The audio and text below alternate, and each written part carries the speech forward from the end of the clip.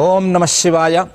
జగద్గురు శ్రీమద్ ఆదిశంకరాచార్యుల వారు రచించిన శివానందలహరి స్తోత్ర గ్రంథంలో 53వ శ్లోకం ఇలా ఉంది.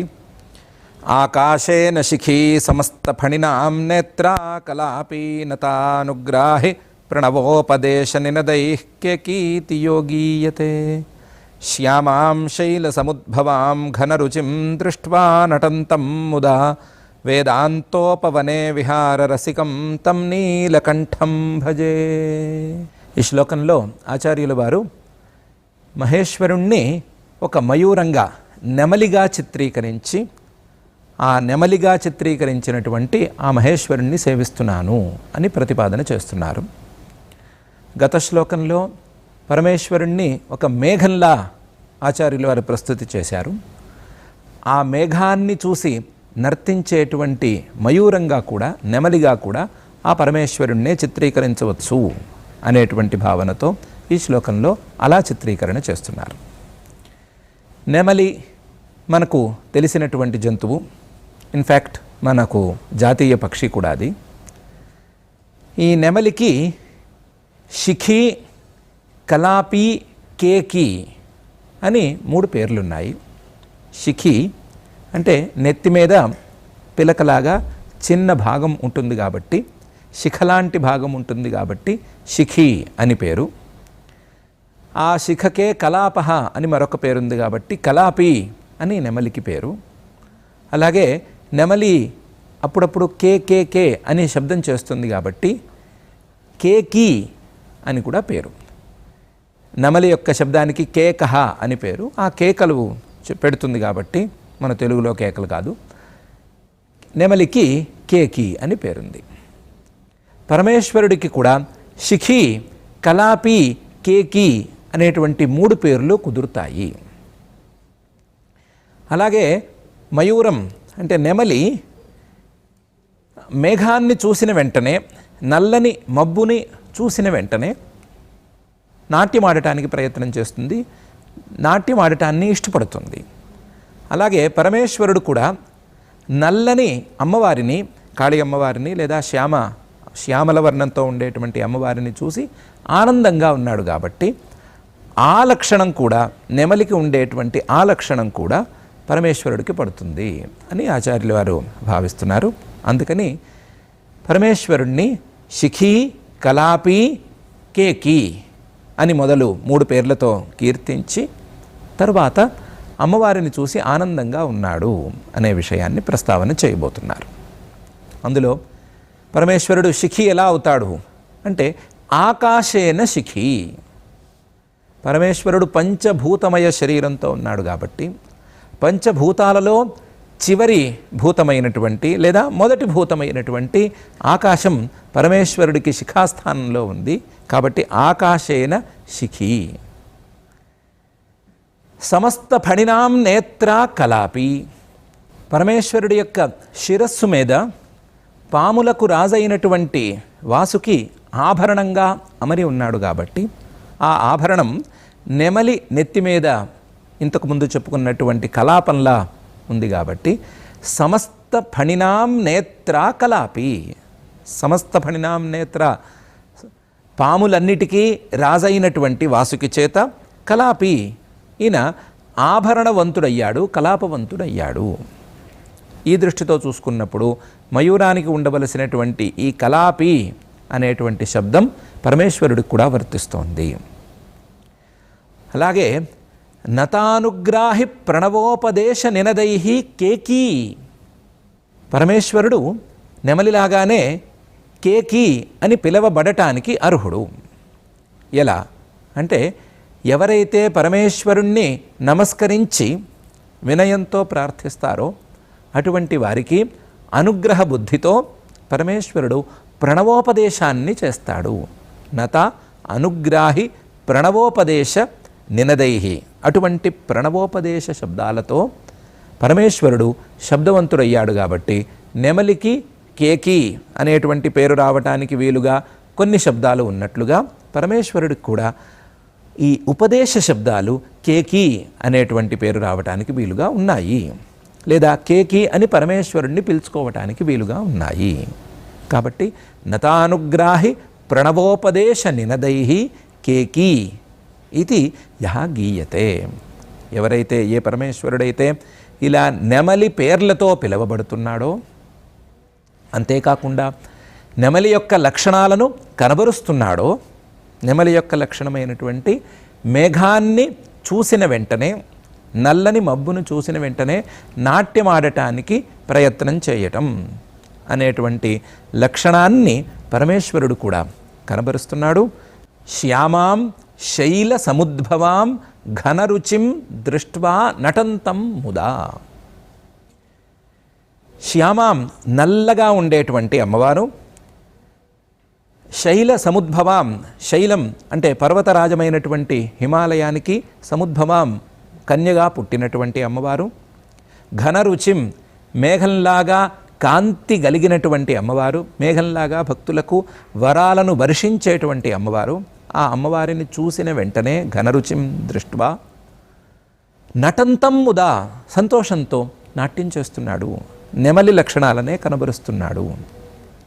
ఇటువంటి వాడు నెమలికి ఉండేటువంటి మరొక గుణాన్ని కూడా చూపిస్తున్నాడు. వేదాంతోపవనే విహార రసికం.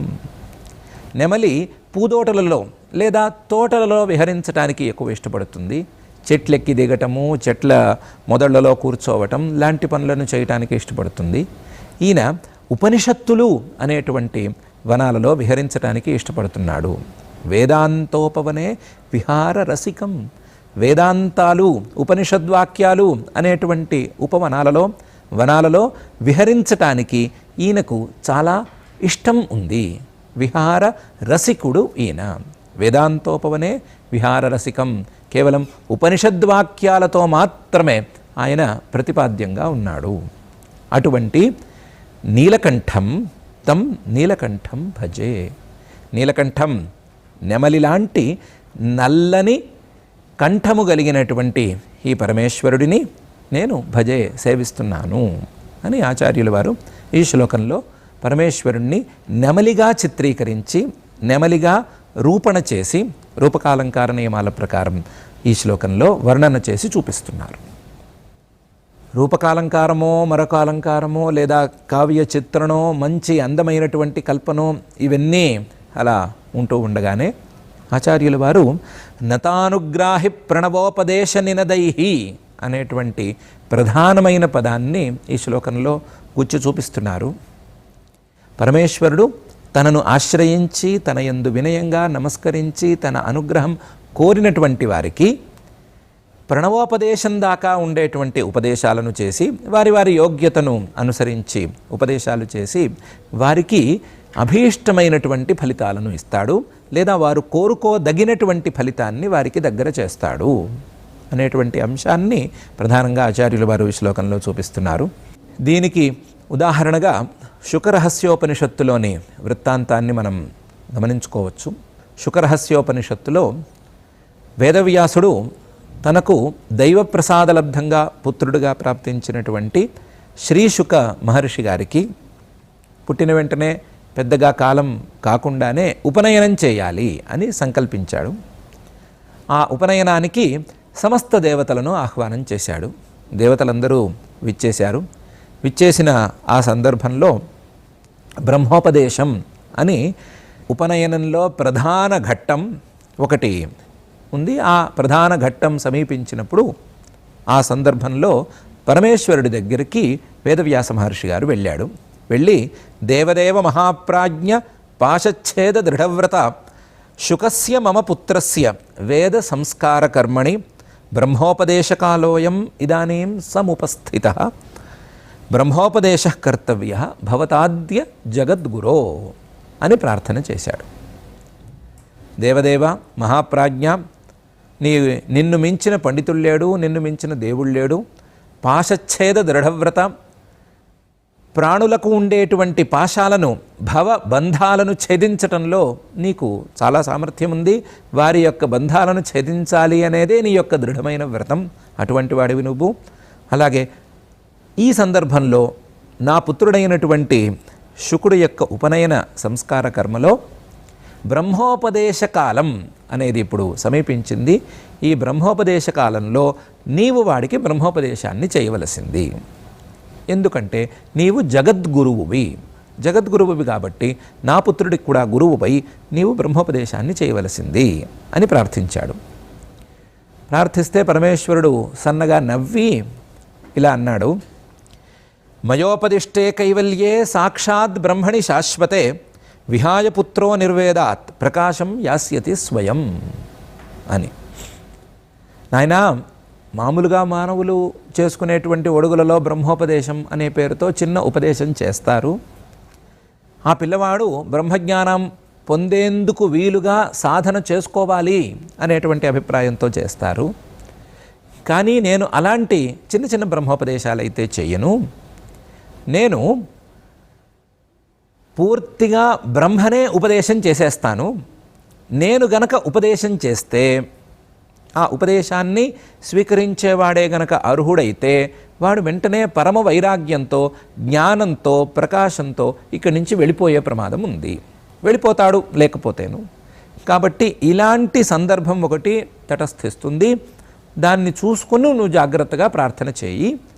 ప్రార్థనను అంగీకరించడానికి నేను సిద్ధం, కానీ తర్వాత వచ్చేటువంటి పరిణామాలకు నీవు సిద్ధంగా ఉండాలి అని చెప్పాడు. చెబితే వేదవ్యాస మహర్షి గారు, దానికంటే భాగ్యం మరొకటేముంది, నీ ఉపదేశమే మాకు ప్రధానం, కాబట్టి నువ్వు ఏ రకంగా ఉపదేశం చేసినా మాకు సమ్మతమే, నువ్వు మంచి ఉపదేశం చెయ్యి అని మళ్ళీ ప్రార్థన చేశాడు. చేస్తే శ్రీశుక మహర్షి గారికి పరమేశ్వరుడు ప్రణవోపదేశాన్నే బ్రహ్మోపదేశంగా చేశాడు. చిన్న పిల్లవాడు శుక మహర్షి గారు ఆ ప్రణవోపదేశాన్ని ఆయన స్వీకరించాడు. ఆయన కారణజన్ముడు కాబట్టి. కారణజన్ముడైనటువంటి శుక మహర్షి గారు ప్రణవోపదేశాన్ని స్వీకరించి పరమేశ్వరుడి యొక్క ఉపదేశాన్ని అర్థం చేసుకుని, స్వామి, నాకు ఈ ప్రణవోపదేశం ఎక్కింది, ఈ ప్రణవోపదేశం తరువాత చేయవలసినటువంటి మహావాక్యోపదేశం నాకు చేయవలసింది, మహావాక్యాల ద్వారా బ్రహ్మోపదేశం అనేటువంటి విధానాన్ని కూడా నాకు అనుగ్రహించవలసింది అని పిల్లవాడే ప్రార్థన చేశాడు.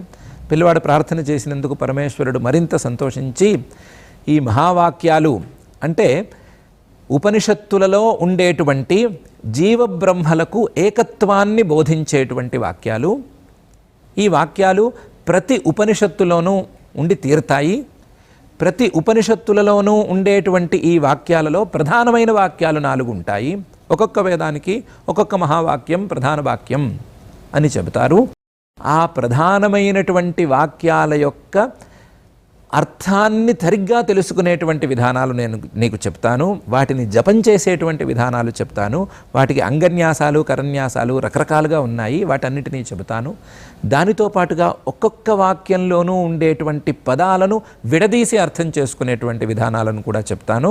జాగ్రత్తగా విను అని శుక మహర్షి గారికి మొత్తం మహావాక్యాలు, వాటి గురించినటువంటి విశేషాలు అవన్నీ కూడా చాలా విస్తారంగా ఉపదేశం చేసి బ్రహ్మోపదేశాన్ని సార్థకం చేశాడు అని శుకరహస్యోపనిషత్తు మనకు బోధిస్తోంది.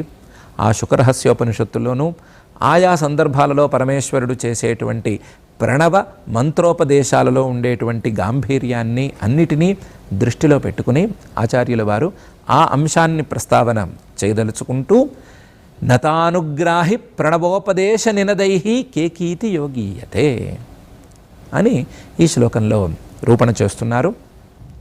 పరమేశ్వరుణ్ణి ఆశ్రయిస్తే తప్పనిసరిగా మనకు బ్రహ్మోపదేశం చేసి తీరుతాడు. ఆ బ్రహ్మోపదేశం ప్రణవోపదేశం రూపంలో తప్పనిసరిగా ఉంటుంది. కాబట్టి ఆయన్ని ఆశ్రయించవలసిందే అనే అంశాన్ని మనకు ఈ శ్లోకం ద్వారా చెబుతున్నారు. పరమేశ్వరుణ్ణి ఆశ్రయించి ప్రణవోపదేశాన్ని అందుకునే స్థాయికి మనం వెళ్ళి తీరాలి అనే అంశాన్ని కూడా బోధిస్తున్నారు. అలాగే శ్యామాం శైల సముద్భవాం ఘనరుచిం దృష్ట్వా నటంతం ముదా అనేటువంటి వాక్యం ద్వారా పైకి నల్లగా మేఘంలాంటి కాంతితో ఉండేటువంటి అమ్మవారు, ఆ అమ్మవారిని చూసి ఈయన సంతోషిస్తున్నాడు అని పైకి చెప్తున్నారు. కానీ అమ్మవారు అంటే ఉమాం జ్ఞానస్వరూపిణి ఆవిడ.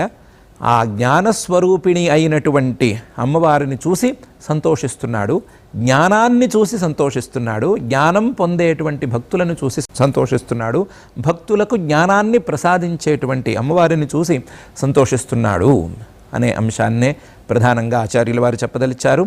దానికి తార్కాణంగా వేదాంతోపవనే విహార రసికం అని ఉపనిషద్వాక్యాలలో మాత్రమే ప్రతిపాద్యం అని చెబుతూ, ఉపనిషద్వాక్యాల యొక్క అర్థాన్ని తెలుసుకున్న తరువాత వచ్చేటువంటి తత్వజ్ఞానాన్ని అందించే అమ్మవారిని చూసి సంతోషపడుతున్నాడు అనే అర్థాన్ని మనకు బోధిస్తూ, ఉపనిషద్వాక్యాల ద్వారా అమ్మవారి యొక్క అనుగ్రహంతో తత్వజ్ఞానం పొందవలసిందిగా మనకు సూచన చేస్తున్నారు. అటువంటి తత్వజ్ఞాన విషయమైనటువంటి వేదాంత ప్రతిపాద్యమైనటువంటి తత్వాన్ని తం నీలకంఠం భజే అనేటువంటి వాక్యం ద్వారా సేవించవలసిందిగా మనందరినీ ప్రోత్సహిస్తున్నారు. ఇలా ప్రోత్సహిస్తూ ఆకాశేన శిఖి సమస్త ఫణినాం నేత్రా కలాపి నతానుగ్రాహి ప్రణవోపదేశ నినదైః కేకీతి యోగీయతే శ్యామాం శైలసముద్భవాం ఘనరుచిం దృష్ట్వా నటంతం ముదా వేదాంతోపవనే విహారరసికం తం నీలకంఠం భజే అనేటువంటి ఈ అందమైన శ్లోకాన్ని మనకు ప్రస్తావన చేసి చూపిస్తుంది.